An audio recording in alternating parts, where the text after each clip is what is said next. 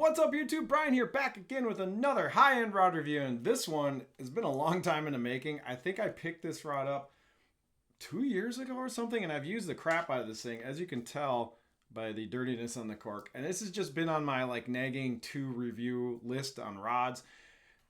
Of course, I'm talking about the Dobyns Xtasy 754C. But first off, just want to give a shout out to my Instagram. If you're not following me, please hit me up on the IG.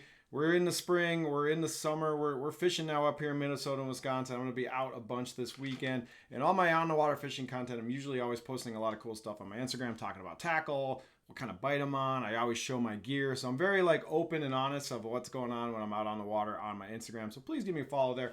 Also, we just crossed 9,000 subscribers here on the YouTube channel, so I just want to give a big thank you to everybody who has spent time watching any of my dumb videos. Really appreciate it. I can't believe I'm at 9,000 subscribers. Hitting 10K would be amazing, so if you are watching this and you have not smashed like and subscribe, I would really appreciate it. I usually don't beg for subscriptions until you get to the end of the video, but I'm going to do it up front on this one, so just big shout out to everybody who's been watching these videos, and thank you so very much. All right, let's dive into this rod. So a long time ago, I did a review on the Dobyns spinning rod. I wasn't super glowing about it. I haven't touched a Dobyns review video since, although I did pick up this Xtasy a while ago. So a couple things. Number one, this is the full cork version. This is the 754C, which of course, if you go to Dobyns website or any of the places that sell these things, they call it a medium heavy, or actually, I'm sorry, a heavy. It's like their heavy rod. But as people who use Dobyns rods know, everything is a power underneath. So when I got this rod, I was very well informed by other Dobyns nerds like Hellabass and other people that this really isn't like the heavy jig rod. If you want the heavy jig rod, you got to go up to the 755, which is kind of universally known as like the main badass jig rod.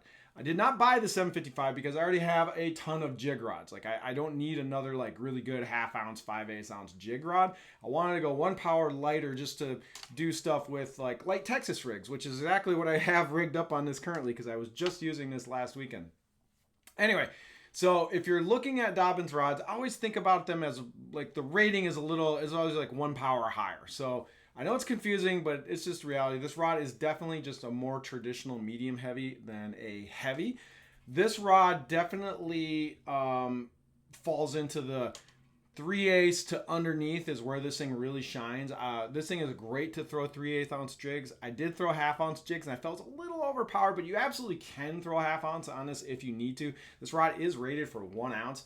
But let me tell you, you ain't flipping 3/4 ounce with a plastic trailer with this thing. It's not a flipping stick. It's not gonna. I think that rating is a little ambitious. It's not a soft, squishy rod by any means, but I say the sweet spot for this thing is 1/8 to 1/8 to 3/8, somewhere in there, right? I have a 1/4 ounce bullet weight on here right now, and that's perfect. So lighter Texas rigs, lighter jigs, finesse jigs, lighter swing heads. This can absolutely throw 3/8 ounce spinnerbaits really well.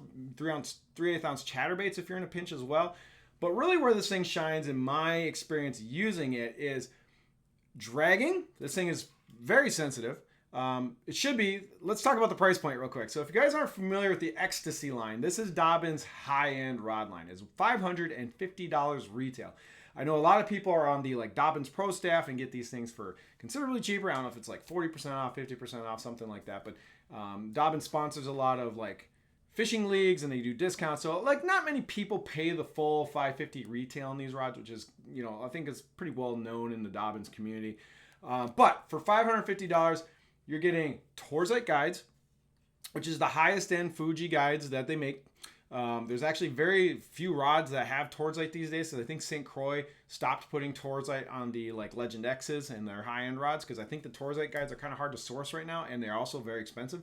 So, but the Dobyns Xtasy rods are still keeping these Torzite guides. If you don't know what Torzite guides are, I'm not going to explain it, but just go watch videos on Torzite guides. They're extremely durable. They're really light. They're really smooth, but they're also a very expensive guide train. So you're getting the top of the line Fuji guides in a $550 price point. The fit and finish on this rod is not that great. So the cork handle is pretty okay. I kind of like the full cork. I've gotten really used to it. But the actual like fit and finish, the rod blank is pretty boring. The thread wrapping is, you know, it's all right. I mean, I don't. There's nothing wrong with it. It's perfectly fine. But anyway, no frills on this thing for $550. When you put it next to like a Megabass P5 Destroyer or P5X or a Megabass X10 or a Megabass Orochi, or you put it next to a, you know, the new GLX rods, it doesn't feel like a $550 rod when you pick it up, especially in the weight department. This thing is 5.2 ounces. So it's not like super light, but it's also not super heavy. It's kind of in between. But where this rod really shines is the bounce. I mean, Dobyns is just known for amazing balance, right? So even though this rod is over 5 ounces, which not a tank by any means, but it is still kind of like a medium heavy. But you know, in hand, this thing just balances fantastic, and that's probably because you got that full cork grip, which adds a lot of weight on the back end. So it's butt heavy. But when you pick this thing up in hand, and I'm gonna compare this to a rod that I feel in my collection is kind of similar, which is the 894C. G Loomis. So both of these are 7'5". This is considered a heavy, and this is considered heavy, although I think this is definitely a medium heavy. I'm assuming the 955C compares more power-wise to the 894 in the Loomis line. I know this sounds confusing if you're not used to these numbers, but this is a straight, so the 894 is a straight half ounce, 5/8, 3/4 ounce jig rod. Like this is a true, you know, high power jig rod, where this is a little lighter. Anyway, point is, the NRX 894 is really tip heavy. Like this thing is not balanced that great. It's kind of fatiguing to use all day. They're both 7'5". Using this, the Xtasy all day, totally more comfortable, less fatiguing on the forearm. Although the NRX weighs less than the Xtasy, I have to say fishing the Xtasy all day is more fun. Like it's just, I mean, it's more fun as in like the weight, the balance. It feels nice in hand. This thing is a tip-heavy monster. It just really is. But what's interesting is when you put the grips together, let me see if I can get this in the camera shot. So the grips and the forehand, like the grip is the same. So like, I mean the length. So you think, oh, the full cork handle is like longer and whatever, but it from the trigger to the butt, these are the exact same. So on the NRX, you're getting the split grip. On the Xtasy, you're getting the full grip. But when I got this in hand, I'm like, oh man, this handle seems so much bigger. Like it's like longer. Like it's kind of a trick on your eyes where it's like, I think there's just more handle here. But when you compare it to the NRX, it's literally the exact same length from trigger to butt section. It's just kind of a visual trick on, you know, of like it, because it's got this big cork handle, you think it's a bigger handle, but it's not. So just FYI. But Dobyns really knocked it out of the park with the balance on this thing. It's cool. It's got Torzite guides. I will say that the lock nut is literally just this super cheap piece of plastic that goes over. The lock nut goes over a piece of plastic, but this lock nut is really cheap, and the glue broke off and it started spinning and went up and down, and I had to re-glue it, which is pretty common in Megabass rods, but it is also really common in I stopped saying Loomis. I apologize to the Dobyns people, but pretty common in Dobyns rods, where this little accent piece, the glue comes loose and starts sliding up and down. You just get a little sticky glue or Gorilla Glue, put it back, it's fine.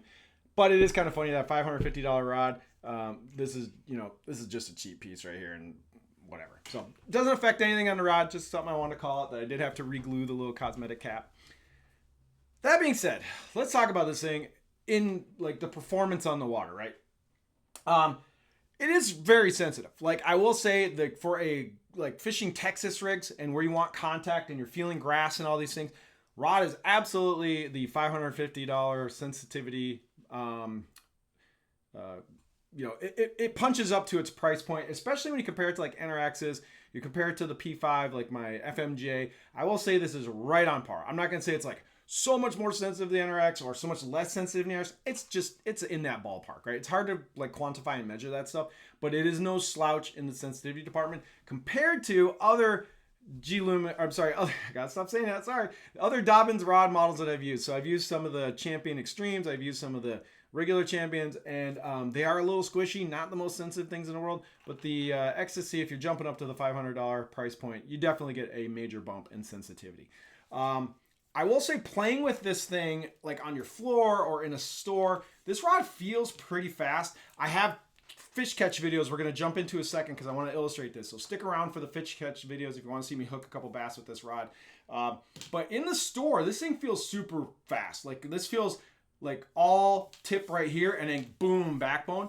But that is deceiving. When you're actually on the water and you hook a fish and you really lean into it, this thing is a pretty deep, deep give and bend into the blink, almost down to the first guide, which is kind of impressive. Like this thing does have a lot of flex, but when you're playing with it in the store, it feels kind of stiff. So, you know, just, I want that to be kind of known. So if you feel it's like, oh, this is kind of a stiff jig rod, you know, it's only gonna be for like bottom contact kind of stuff. Not the case. You can throw moving baits with this thing. I would be absolutely comfortable throwing a swim jig with this. I'd be absolutely comfortable throwing a spinner bait with this. Maybe even a 3/8 ounce chatterbait would be fine. I did throw spinner baits on this, totally fine. Also, dragging with this rod is kind of fun because of the sensitivity, and you got that 7.5. You can make real long casts. I had a lot of fun throwing like a 3/8 ounce football jig for smallmouth around like gravel, rock, that kind of stuff. So for dragging applications, flipping light Texas rigs, I had a lot of fun in the last couple of months throwing, well, not months, but last couple sessions throwing just a baby brush hog on a 3/8 ounce EWG hook on a 1/4 ounce bullet weight. This is a great spring combination up here in Minnesota, Wisconsin. You know, bass eat this stuff in the spring. It's great spring bait. I had a lot of fun throwing this around. So let's jump into a couple fish catch videos so you guys can see this rod in action. I'm going to jump on over to the laptop here. All right, so this is spring on a largemouth lake in Wisconsin. Fishing that exact brush hog setup. Literally took it out of my boat the way it was. This is there's a drop right here. I pitched it into the drop. Bass followed it down, grabbed it. So I'm gonna pause it right there. As you can see, not a super fast rod. I mean, you know, it bends into the blink kind of down the middle section, but if you notice, like around the guide right here, this is that first stripper guide. I don't know if they call it stripper guide on the on casting rods, but you know, these first two guides pretty stiff, but after that bend just kicks in. Really fun rod to fight fish on. Does bend. Good sensitivity. You can boat flip with this thing. I'm not a big boat flipper because I don't like breaking rods, so I'm usually a bend over and grab the fish kind of guy. Texas rigged baby brush hog. I have a second video I'm gonna throw up real quick here. So this is same day, same lake, different spot.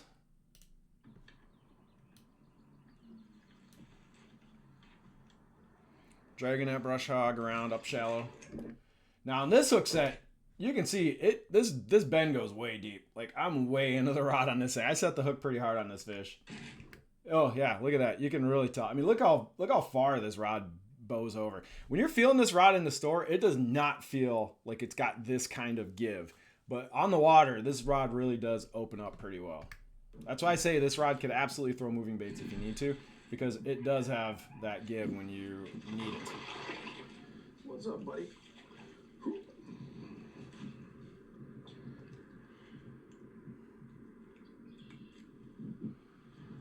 Yeah, so overall, I just, you know, thoughts and opinions on these rods. $550 a lot. It's definitely a step up. If you're a Dobyns person and you're buying some of the Furies and the Champions and you're like, do I want to spend the extra money and jump up into the Xtasy? Am I really getting that much better of a rod? I will say 100% absolutely yes. You're getting NRX level, GLX level, Megabass level, Legend level performance.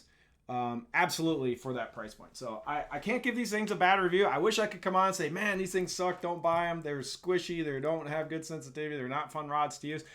Not the case. I've had over a year of action on this rod. You know, it's a fun light Texas rig rod. If I'm flipping some grass or up shallow, this is a great rod to use in the spring. I love this rod in the spring. But yeah, it's not the kind of rod you're taking into heavy cover. I'd probably go up to the 755C if you're into that. But yeah, if you're looking for a light Texas jig rod that can be a good kind of multi-use thing for other types of techniques and applications, definitely check out these 754C. I'll leave a link to where you can grab these or check them out in the at Omnia. They do carry these rods. I also love throwing a zillion on this rod. I'm using 15-pound fluorocarbon. Really great combo, palms nicely, balance is fantastic. Just an overall pleasure to use. So I do definitely give this rod a thumbs up. I think Dobyns does a good job on the Xtasy. I've not used the Xtasy spinning rods because I do not like the grip setup on those things. I will never buy another Dobyns spinning rod until they fix how they have the grip orientation. But the casting rods, definitely give them a thumbs up. Spinning rods, don't really care until they fix the grip situation on those things. So Dobyns, if you're watching, or anybody from Dobyns is watching, I know they just got purchased, so Dobyns is now part of a big PE conglomerate. You know, who knows what's going to happen with the brand as that goes forward. Also, I want to say one thing to note: a lot of people really love the Dobyns warranty. I haven't had to use it personally, so I don't have any like firsthand experience with the Dobyns warranty department. But everyone says the Dobyns warranty process and them backing their rods when you break or have problems is very good. I don't, like I said, don't have personal experience, but it seems like the Dobyns community is very happy with the customer service that they get from Dobyns. Hopefully that stays the same as they move into PE land and being acquired. Some of that stuff tends to change over time. But anyway, leave comments if you like this video and if you use the rods, or if you're big Dobyns fans or you don't like them, whatever. Just, you know, let us sound off in the comments. Let me know what you think. Hopefully this video was helpful if you are out there shopping for Dobyns Xtasy casting rods. I use a lot of high-end casting rods, and I have to say, for the price point, it's you get what you pay for. If you're a Dobyns fanboy and you want to move up to the Xtasy, you're not going to be disappointed. Or if you use other brands and you want to flirt with the Dobyns Xtasys, I have to say, yeah, pretty solid rods, pretty fun to use. Definitely bougie. I wish the fit and finish and some of the accents and all that stuff was a little more top shelf bougie, but you know, that's not really Dobyns' thing. They're kind of more utilitarian, like, hey, this is just a tool, which is fine. Anyway, that being said, please give me a like and a subscribe if you like this video, and we'll see you on the next one. Take it easy, everybody.